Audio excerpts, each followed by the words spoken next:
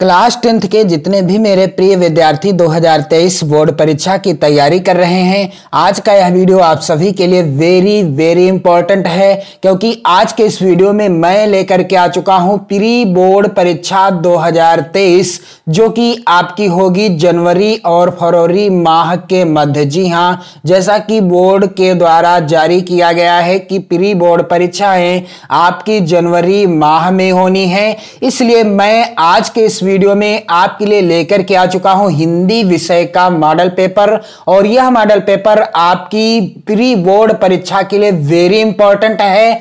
आपको मैं जानकारी दूंगा कि किस तरीके का हिंदी विषय का पेपर आएगा प्री बोर्ड परीक्षा में और किस तरीके के प्रश्न पूछे जाएंगे, और साथ ही मैं इस मॉडल पेपर को फुल सॉल्यूशन के साथ आपको बताने वाला हूं। तो यदि आप चैनल पर नए हो तो चैनल को जरूर सब्सक्राइब कर लो और वीडियो को लाइक कर दो, शेयर कर दो और अपने प्यारे प्यारे कमेंट भी करते रहो। तो यहां पर आप देख पा रहे हैं प्री बोर्ड परीक्षा 2023 विषय हिंदी कक्षा 10 प्री बोर्ड परीक्षा। इसके भी नंबर आपकी बोर्ड परीक्षा में जुड़ेंगे, यानी इस प्री बोर्ड परीक्षा के जो अंक हैं यूपी बोर्ड की वेबसाइट पर अपलोड किए जाएंगे। इसलिए प्री बोर्ड परीक्षा जो कि बोर्ड परीक्षा से पहले कराई जाती है, बोर्ड के द्वारा प्री बोर्ड परीक्षा बोर्ड परीक्षा के पहले ही कराई जाती है, ताकि आपको पता चल सके कि प्री बोर्ड परीक्षा के माध्यम से आपको बोर्ड परीक्षा का पेपर किस तरीके से देना है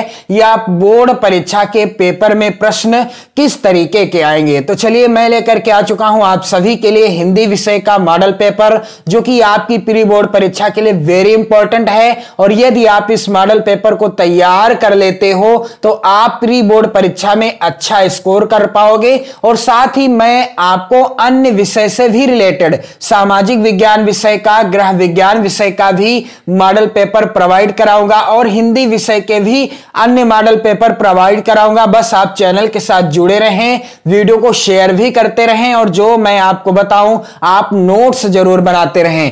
मैं आपको बार बार आगाह करना चाहूंगा कि आप अपनी नोट्स जरूर बनाते रहें। यदि आप भी लाना चाहते हैं हिंदी विषय या अपनी बोर्ड परीक्षा में अच्छे नंबर, तो आप अपनी नोट्स जरूर बनाएं। तो यहां पर आप देख पा रहे हैं प्री बोर्ड परीक्षा 2023 विषय हिंदी कक्षा 10। समय आपको मिलेगा, पेपर का समय होगा 3 घंटे 15 मिनट का और पूर्णांक होगा पेपर का 70 अंकों का, यहां पर आप देख पा रहे हैं। और कुछ सामान्य से नोट्स या निर्देश दिए गए हैं कि प्रारंभ के 15 मिनट परीक्षार्थियों को प्रश्न पत्र पढ़ने के लिए निर्धारित हैं, क्योंकि प्री बोर्ड परीक्षा है जो कि बोर्ड परीक्षा से पहले होगी। तो आप समझ लीजिए कि बोर्ड परीक्षा से पहले प्री बोर्ड परीक्षा बोर्ड के द्वारा कराई जा रही है, तो आपको इससे जानकारी मिलेगी कि किस तरीके का पेपर आएगा और किस तरीके के प्रश्न आएंगे। तो यहां पर प्रश्न पत्र 2 खंड आ एवं खंड बा में विभाजित है। जो पेपर है 2 खंडों में विभाजित है। खंड आ में 20 अंक के बहुविकल्पी प्रश्न दिए गए हैं और जिनका उत्तर आपको OMR शीट में फिल करना है। और यह है OMR शीट का नमूना जिसे मैंने भरने का सही तरीका बताया है। आपने यदि वीडियो ना देखा हो तो आप चैनल की प्लेलिस्ट में देख पाएंगे किस तरीके से कहां पर क्या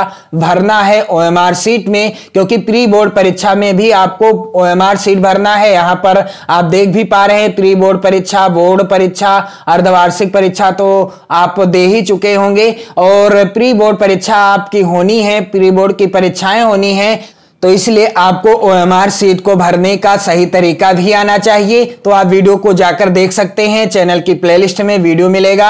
अगला है निर्देश की खंड बा में 50 अंक के वर्णनात्मक प्रश्न दिए गए हैं। अगला है प्रत्येक प्रश्न के सम्मुख अंक अंकित हैं या दिए गए हैं। इसके बाद यहां पर आप देख पा रहे हैं खंड आ जो कि होगा बहुविकल्पी प्रश्नों से संबंधित। इसमें 20 अंक के 20 प्रश्न होंगे, यानी प्रत्येक प्रश्न होगा बहुविकल्पी प्रश्न 1 अंक का होगा।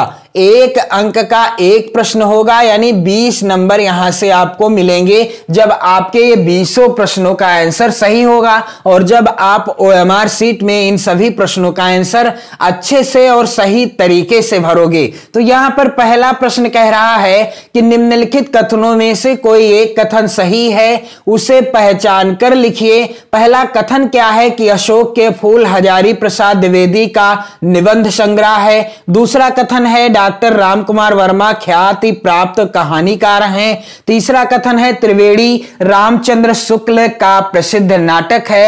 और चौथा कथन है अर्धनारीश्वर के लेखक जयशंकर प्रसाद जी हैं। तो इसका उत्तर क्या हो जाएगा कि निम्नलिखित कथनों में से कोई एक कथन सही है। कौन सा कथन सही है? यहां पर कथन सही कौन सा है, यहां पर आप ध्यान दीजिएगा कि अशोक के फूल जो है हजारी प्रसाद द्विवेदी का क्या है, निबंध संग्रह है। यही कथन क्या है, सही है। अशोक के फूल हजारी प्रसाद द्विवेदी जी का निबंध संग्रह है, पहला कथन सही है। और जब आपको ओएमआर शीट मिलेगी तो उसमें आपको क्या करना होगा, यहां पर पहले प्रश्न के आंसर में आपको पहले वाले विकल्प को ही, यानी पहले वाले ए वाले गोले को काला करना होगा। तो जो भी प्रश्न का आंसर सही होगा, जो विकल्प सही होगा, उसी के अनुसार आपको ओएमआर शीट में गोला काला करना होगा।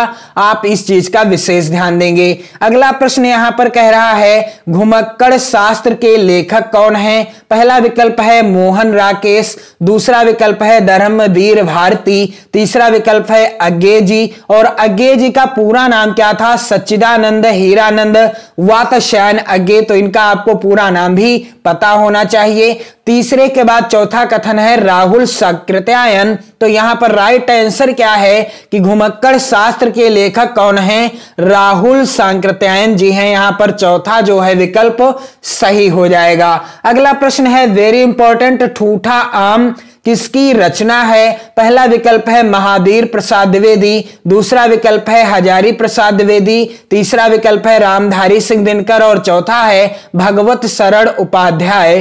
तो ठूठा आम किसकी रचना है? तो यह रचना है भगवत शरण उपाध्याय जी की। और मैं आपको बताना चाहूंगा कि आप इस वीडियो को शेयर कर दें अपने सभी प्यारे मित्रों में। और यह जो प्री बोर्ड परीक्षा का मॉडल पेपर है, यह आपकी बोर्ड परीक्षा 2023 के लिए, जी हां, आपकी बोर्ड परीक्षा 2023 के लिए भी वेरी इंपॉर्टेंट है। आप इन प्रश्नों को जरूर तैयार कर लो। आपकी बोर्ड परीक्षा 2023 के लिए ये सभी प्रश्न महत्वपूर्ण हैं। अगला प्रश्न है पानी में चंदा और चांद पर आदमी के लेखक हैं। पहला विकल्प है प्रताप नारायण मिश्र, दूसरा विकल्प है आचार्य रामचंद्र शुक्ल, तीसरा है धर्मवीर भारती और चौथा है जयप्रकाश भारती। तो पानी में चंदा और चांद पर आदमी के लेखक कौन हैं? इसका राइट आंसर क्या हो जाएगा? जयप्रकाश भारती। यहां पर चौथा जो विकल्प है सही है। अगला प्रश्न है यहां पर अंजलि काव्य के रचयिता कौन है? तो अंजलि काव्य के रचयिता कौन है? यहां पर पहला विकल्प है राम नरेश त्रिपाठी, दूसरा विकल्प है विष्णु प्रभाकर,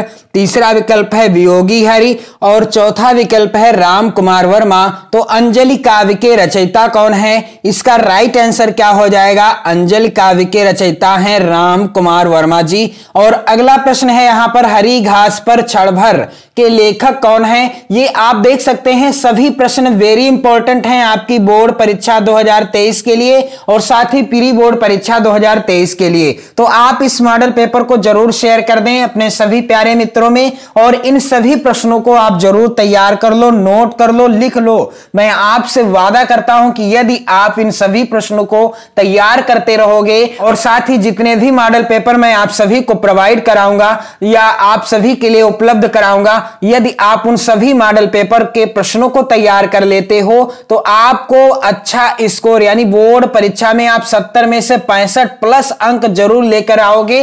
ये मेरा वादा है। बस आपको मेहनत के साथ पढ़ाई करनी होगी। समय बहुत नजदीक आ रहा है बोर्ड परीक्षा का और जनवरी में आपकी प्री बोर्ड परीक्षाएं हैं, इसके बाद आपकी बोर्ड परीक्षाएं हैं। इसलिए अब आपको जाग जाना है, मेहनत करना है, अपनी बोर्ड परीक्षा की तैयारी करना है ताकि अच्छा स्कोर कर सको और अपना और अपने परिवारजनों, माता पिता, गुरुजनों का नाम रोशन कर सको। यहां पर प्रश्न क्या है कि हरी घास पर क्षण भर के लेखक कौन है? पहला विकल्प है अज्ञे जी, दूसरा विकल्प है है जयशंकर प्रसाद जी, तीसरा विकल्प है मैथिली शरण गुप्त जी और चौथा है इनमें से कोई नहीं। तो हरी घास पर क्षण भर के लेखक कौन है? अज्ञेय जी हैं, जिनका पूरा नाम क्या है? सच्चिदानंद हीरानंद वात्स्यायन अज्ञेय।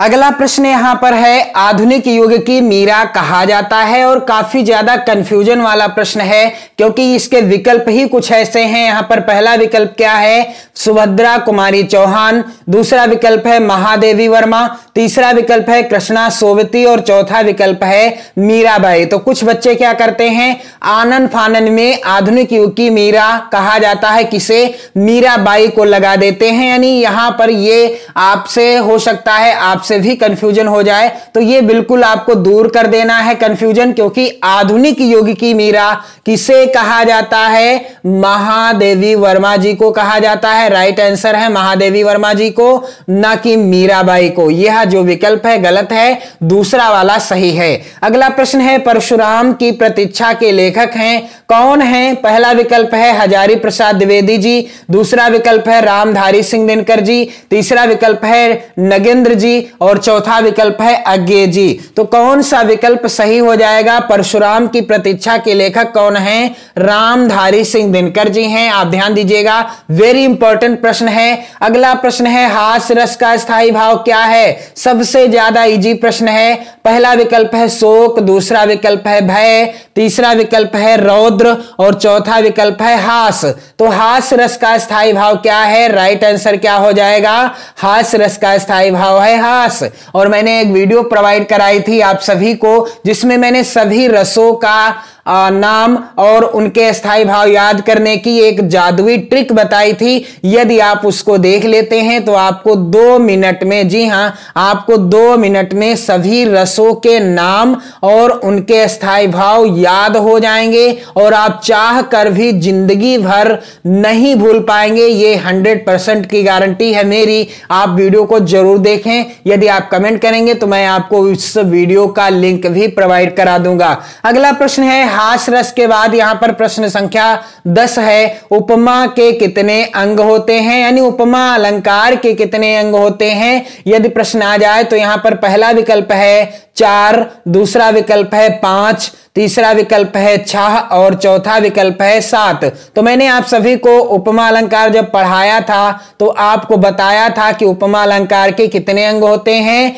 4 अंग होते हैं। कौन कौन से उपमा अलंकार के 4 अंग होते हैं? उपमेय, उपमान, साधारण धर्म और वाचक शब्द। अगला प्रश्न संख्या 11 कह रहा है क्या कि रोला के प्रत्येक चरण में कितनी मात्राएं होती हैं? तो यहां पर आप देख पा रहे हैं इस प्रश्न के थोड़े से विकल्प क्या हो चुके हैं, यहां पर विकल्प थोड़े से मिसप्रिंट हो गए हैं, तो यहां पर आप सही कर लीजिएगा। यहां पर पहले विकल्प में है 16, यहां पर पहला विकल्प क्या है? 16 और दूसरा विकल्प है यहां पर 20, तीसरा विकल्प है 24 और चौथा विकल्प है यहां पर 28। तो रोला के प्रत्येक चरण में कितनी मात्राएं होती हैं? तो यहां पर राइट आंसर क्या हो जाएगा कि रोला के प्रत्येक चरण में कितनी मात्राएं होती हैं? 24 मात्राएं होती हैं। आप ध्यान दीजिएगा, रोला के प्रत्येक चरण में कितनी मात्राएं होती हैं? 24 मात्राएं होती हैं। अगला प्रश्न है, शताब्दी में कौन सा समास है?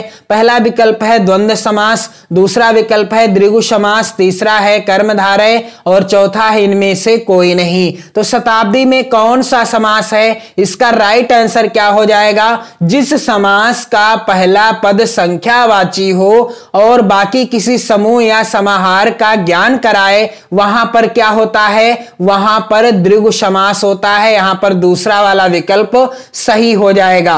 अगला प्रश्न संख्या 13 कह रहा है, रात का तत्सम रूप क्या होगा?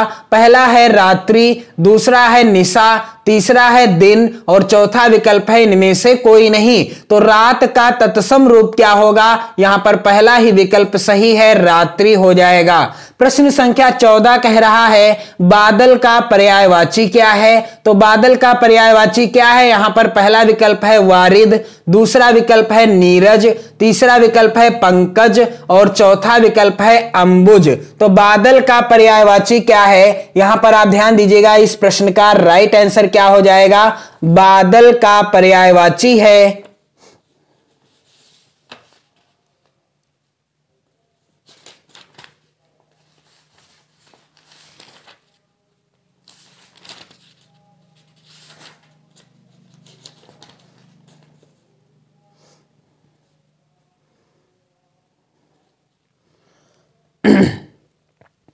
वारिद। यहां पर पहला ही विकल्प क्या है, सही है। बादल का पर्यायवाची क्या है, वारिद है। अगला प्रश्न संख्या 15 है, गुरुवादेशः में कौन सी संधि है। यहां पर पहला विकल्प दिया गया है यड़ संधि, दूसरा है गुण संधि, तीसरा है वृद्धि संधि और चौथा विकल्प है दीर्घ संधि। तो गुरुवादेशा में कौन सी संधि है, यहां पर राइट आंसर क्या हो जाएगा कि गुरुवादेशा में कौन सी संधि है। यहां पर आप ध्यान दीजिएगा, इसमें है यड़ संधि। यहां पर पहला जो विकल्प है सही हो जाएगा यड़ संधि। इसके बाद अगला प्रश्न है प्रश्न संख्या 16, प्रत्युपकारः में कौन सी संधि है। तो यहां पर पहला विकल्प है गुण संधि, दूसरा विकल्प है यड़ संधि, तीसरा है विकल्प वृद्धि संधि और चौथा क्या है, दीर्घ संधि। तो प्रत्युपकारः में कौन सी संधि है, यहां पर आप देख पा रहे हैं इस प्रश्न का राइट आंसर क्या हो जाएगा कि प्रत्युपकारः में कौन सी संधि है, प्रत्युपकारः में भी यड़ संधि है। कौन सी, यड़ संधि है। और प्रश्न संख्या 17 कह रहा है, मधुशु शब्द में कौन सी विभक्ति एवं वचन है। पहला विकल्प है यहां पर षष्ठी विभक्ति बहुवचन, दूसरा विकल्प है सप्तमी विभक्ति बहुवचन, तीसरा विकल्प है सप्तमी विभक्ति एकवचन और चौथा है इनमें से कोई नहीं। तो राइट आंसर क्या हो जाएगा, राइट आंसर क्या हो जाएगा कि मधुशु शब्द में कौन सी विभक्ति एवं वचन है। इसका राइट आंसर हो जाएगा, यहां पर आप देख पा रहे हैं सप्तमी विभक्ति बहुवचन। यहां पर दूसरा वाला विकल्प सही है। प्रश्न संख्या 18 कह रहा है, पठ धातु लोट लकार मध्यम पुरुष एक वचन का रूप होगा। क्या होगा, पहला विकल्प है पठ, दूसरा विकल्प है पठतु, यहां पर तीसरा विकल्प है पठानी और चौथा विकल्प है पठाम। तो इसका राइट आंसर क्या हो जाएगा, प्रश्न कह रहा है कि पठ धातु लोट लकार मध्यम पुरुष एक वचन का रूप क्या होगा। इसका राइट आंसर हो जाएगा, आप सभी देख लीजिए, इसका जो है राइट आंसर हो जाएगा यहां पर पठ। क्या हो जाएगा राइट आंसर, पठ हो जाएगा। इसके बाद प्रश्न संख्या 19 क्या है, यहां पर हस धातु लोट लकार प्रथम पुरुष एक वचन में रूप क्या होगा। तो इसका राइट आंसर क्या हो जाएगा कि हस धातु लोट लकार प्रथम पुरुष एक वचन में रूप होगा। पहला विकल्प है हस, दूसरा विकल्प है हसान, तीसरा विकल्प है हसत और चौथा है हसंतो। तो इसका राइट आंसर क्या हो जाएगा, इसका राइट आंसर हो जाएगा यहां पर आप ध्यान दीजिएगा, इसका राइट आंसर है हसतो। क्या है, हसतो है। प्रश्न संख्या 20 कह रहा है कि संसार का पर्यायवाची क्या है, दुनिया, विश्व, भूमंडल या इनमें सभी। तो इसका राइट आंसर क्या हो जाएगा कि संसार का पर्यायवाची क्या है, संसार का पर्यायवाची दुनिया भी है, विश्व भी है, भूमंडल भी है, यानी इनमें से सभी। तो 20 प्रश्न आएंगे बहुविकल्पी, जिनका आंसर आपको OMR शीट में फिल करना होगा। इसके बाद वर्णनात्मक प्रश्न इस तरीके के आएंगे। यहां पर आप देख पा रहे हैं खंड बाग के अंतर्गत वर्णनात्मक प्रश्न, जो कि होंगे कितने अंक के, 50 अंक के। तो यहां पर प्रश्न संख्या पहला है क्या कि निम्नलिखित गद्यांश पर आधारित 3 प्रश्नों का उत्तर दीजिए। यहां पर गद्यांश दिए गए हैं 2, आपको किसी एक गद्यांश के नीचे दिए गए 3 प्रश्नों का उत्तर देना है। प्रत्येक प्रश्न 2 अंक का है। तो यहां पर पहला गद्यांश क्या है कि यह एक नैतिक और आध्यात्मिक स्रोत है जो अनंत काल से प्रत्यक्ष या अप्रत्यक्ष रूप से संपूर्ण देश में बहता रहा है और कभी कभी मूर्त होकर हमारे सामने आता रहा है। और इस गद्यांश का पहला प्रश्न है, उपर्युक्त गद्यांश का संदर्भ लिखिए। तो मैं आपको बताता चलूं कि यह जो गद्यांश है किस पाठ से लिया गया है, यह गद्यांश लिया गया है भारतीय संस्कृति पाठ से। किस पाठ से, भारतीय संस्कृति पाठ से लिया गया है और जिसके लेखक हैं डॉक्टर राजेंद्र प्रसाद जी। इसके बाद जो दूसरा गद्यांश है, और इस दूसरे गद्यांश को किस पाठ से लिया गया है, तो यह आप देख पा रहे हैं, जैसे ही आप पढ़ेंगे तो आपको पता चलेगा कैसे। यहां पर लिखा क्या है कि चौसा के मुगल पठान युद्ध को बहुत दिन बीत गए। तो यहां पर स्पष्ट लिखा है ममता अब। तो यहां पर ट्रिक भी आप लगा सकते हैं कि ममता किस पाठ से है, यह ममता ही पाठ से लिया गया है, जिसके लेखक कौन है, जयशंकर प्रसाद जी हैं। तो यहां पर आप देख पा रहे हैं गद्यांश आधारित दूसरा जो प्रश्न आएगा, रेखांकित अंश की व्याख्या। तो आपको व्याख्या करनी है और गद्यांश में चौसा के मुगल पठान युद्ध का उल्लेख क्यों किया गया है। तो इस तरीके का प्रश्न आप गद्यांश को अच्छे से जब पढ़ेंगे तो आसानी से उत्तर दे पाएंगे। इसके बाद प्रश्न संख्या दूसरा है, दिए गए पद्यांश पर आधारित 3 प्रश्नों का उत्तर दीजिए। 2 पद्यांश आएंगे, आपको किसी एक पद्यांश के नीचे दिए गए 3 प्रश्नों का उत्तर देना होगा, जिसके लिए 6 नंबर आपको मिलेंगे। तो पहला पद्यांश है, सखीरी मुरली लीजे चोरी, जिन गोपाल कीन्हे अपने बस प्रीति सबन की तोरी। यह जो पद्यांश है सूरदास जी के पद से लिया गया है और जिसके रचयिता कौन है? सूरदास जी हैं। तो आप सभी ध्यान दीजिएगा कि यह पद्यांश सूरदास जी के पद से लिया गया है। कंप्लीट वीडियो यदि आप देखना चाहते हो तो आपको चैनल की प्लेलिस्ट में वीडियो देखने को मिल जाएगी। इसके बाद अथवा में भी पद्यांश आया है, मेरी भव बाधा हरो राधा नागरी सोए, जा तनकी झाई परे श्याम हरित दुत होए।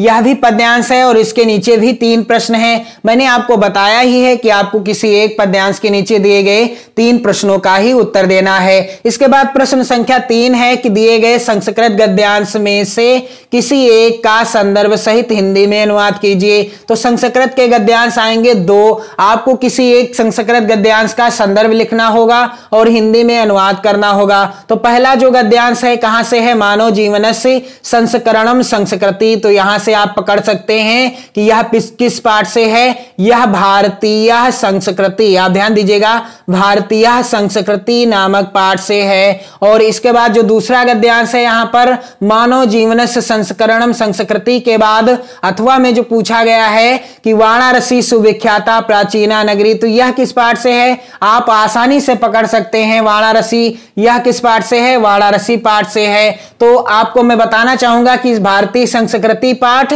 और वाराणसी पाठ ये दोनों ही मैंने कंप्लीट पढ़ा दिए हैं। आप प्रत्येक गद्यांश का संदर्भ हिंदी अनुवाद से रिलेटेड वीडियो देख पाएंगे चैनल की प्लेलिस्ट में, आप जरूर देख लीजिएगा। इसके बाद यहां पर आप देख पा रहे हैं अगला प्रश्न संख्या 4 है, दिए गए संस्कृत पद्यांश में से किसी एक का संदर्भ सहित हिंदी में अनुवाद कीजिए। 2 संस्कृत के पद्यांश होंगे, आपको किसी एक का संदर्भ और हिंदी में अनुवाद करना होगा। पहला है पद्यांश, अपदो दूरगामी चा साक्षरो नाचा पंडिता और अमुख स्फुट वक्ता चायो जानात सह पंडिता। तो यह किस पाठ से है? यह प्रबुद्धो ग्रामीणा, आप ध्यान दीजिएगा, प्रबुद्धो ग्रामीणा नामक पाठ से लिया गया है और इसका मैंने हिंदी अनुवाद भी बता दिया है, आप चैनल की प्लेलिस्ट में वीडियो देख पाएंगे। और इसके बाद अगला है, सर्वे भवन्तु सुखिनः सर्वे सन्तु निरामयाः और सर्वे भद्राणि पश्यन्तु मा कश्चित् दुख भाग भवेत्। यह किस पाठ से है? यह भारतीय संस्कृति पाठ से लिया गया है। और इसके बाद प्रश्न संख्या 5 है कि अपने पठित खंड काव्य के आधार पर निम्नलिखित प्रश्नों में से किसी एक का उत्तर दीजिए। तो यहां पर आप देख पा रहे हैं प्रत्येक खंड काव्य से 2-2 प्रश्न हैं। जैसे मुक्तदूत खंड काव्य है तो इस खंड काव्य से यहां पर देख लीजिए, मुक्तदूत खंड काव्य के आधार पर गांधी जी की चारित्रिक विशेषताएं लिखिए। और दूसरा प्रश्न है, मुक्तदूत खंड काव्य के द्वितीय सर्ग का कथानक अपने शब्दों में लिखिए। तो यहां पर आप देख पाएंगे कि प्रत्येक खंड काव्य से 2 प्रश्न आए हैं। तो जो भी खंड काव्य आपके जिले के लिए निर्धारित है, जो भी खंड काव्य आपके जिले के लिए या आपके सिलेबस में निर्धारित है, आप अपने शिक्षकों से पता कर सकते हैं और उसी खंड काव्य के आधार पर आपको किसी एक प्रश्न का उत्तर देना होगा, जिसके लिए आपको 3 नंबर मिलेंगे। जैसा कि यहां पर आप देख पा रहे हैं प्रत्येक खंड काव्य से 2-2 प्रश्न आए हैं। कोई भी खंड काव्य हो, ज्योति जवाहर खंड काव्य हो या अग्रपूजा खंड काव्य हो, मेवाड़ मुकुट खंड काव्य, जय सुभाष खंड काव्य, मातृभूमि के लिए खंड काव्य और कर्ण खंड काव्य, तथा यहां पर आप देख सकते हैं कर्मवीर भरत खंड काव्य। यहां पर भरत होगा, भारत लिख गया है, मिसप्रिंट हो गया है, तो यहां पर आप देख लीजिएगा, ध्यान दीजिएगा, कर्मवीर भरत खंड काव्य। यानी प्रत्येक खंड काव्य से, और तुमुल खंड काव्य, प्रत्येक खंड काव्य से 2 प्रश्न हैं। जो भी खंड काव्य आपके जिले के लिए निर्धारित है, आपको उसी खंड काव्य के आधार पर किसी एक प्रश्न का उत्तर देना होगा। इसके बाद है प्रश्न संख्या 6, दिए गए लेखकों में से किसी एक लेखक का जीवन परिचय लिखते हुए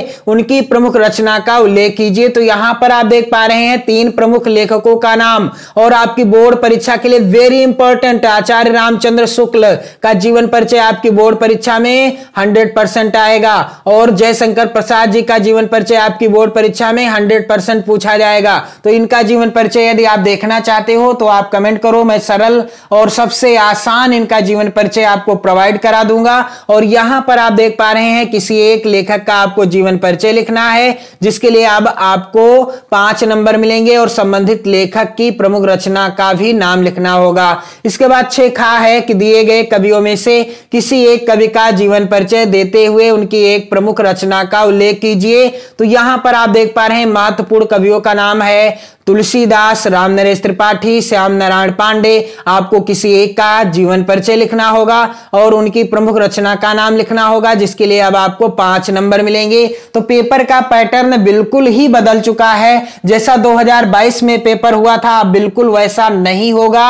अब पैटर्न बदल चुका है। 20 प्रश्न आएंगे आपके बहुविकल्पी, जिनका आंसर आपको OMR शीट में देना होगा। और इसके बाद यहां पर आप देख पाएंगे खंडवा में वर्णनात्मक प्रश्न होंगे 50 अंक के, जिनका उत्तर आपको अपनी बोर्ड परीक्षा की यानी उत्तर पुस्तिका में लिखना होगा। इसके बाद प्रश्न संख्या यहां पर 7 कह रहा है अपनी पाठ्य पुस्तक में से कंठस्थ कोई एक श्लोक लिखिए जो इस प्रश्न पत्र में ना आया हो। तो मैं आपको सलाह देना चाहूंगा कि आप कितने श्लोक तैयार कर लो, 3 श्लोक आप जरूर तैयार कर लो, 3 श्लोक आप जरूर याद कर लो, क्योंकि यदि 2 श्लोक आ जाते हैं आपकी परीक्षा में तो आप तीसरा श्लोक आसानी से लिख सकोगे। इसके बाद प्रश्न संख्या 8 है निम्नलिखित प्रश्नों में से किन्हीं 2 प्रश्नों का उत्तर संस्कृत में दीजिए। तो जितने भी महत्वपूर्ण प्रश्न हैं संस्कृत खंड के मैंने सभी से रिलेटेड वीडियो प्रोवाइड करा रखी है। आप 2023 बोर्ड परीक्षा वाली लिस्ट में यानी प्ले लिस्ट में देख सकते हैं इन सभी वीडियोज को। और इसके बाद प्रश्न संख्या यहां पर है 9 कि निम्नलिखित में से किसी एक विषय पर निबंध लिखिए। तो पर्यावरण प्रदूषण पर निबंध मैंने बता दिया है, और विज्ञान या अभिशाप परहित सरिस धर्म नहीं भाई। और इसके बाद है कंप्यूटर शिक्षा। तो आपको किसी एक विषय पर निबंध लिखना होगा, जिसके लिए आपको 9 नंबर मिलेंगे। तो मैंने आप सभी को आज के इस वीडियो में प्री बोर्ड परीक्षा का जो मॉडल पेपर है हिंदी विषय का कंप्लीट बता दिया है, पूरा सॉल्यूशन भी बता दिया है। उम्मीद करता हूं वीडियो आपको अच्छा लगेगा, पसंद आएगा।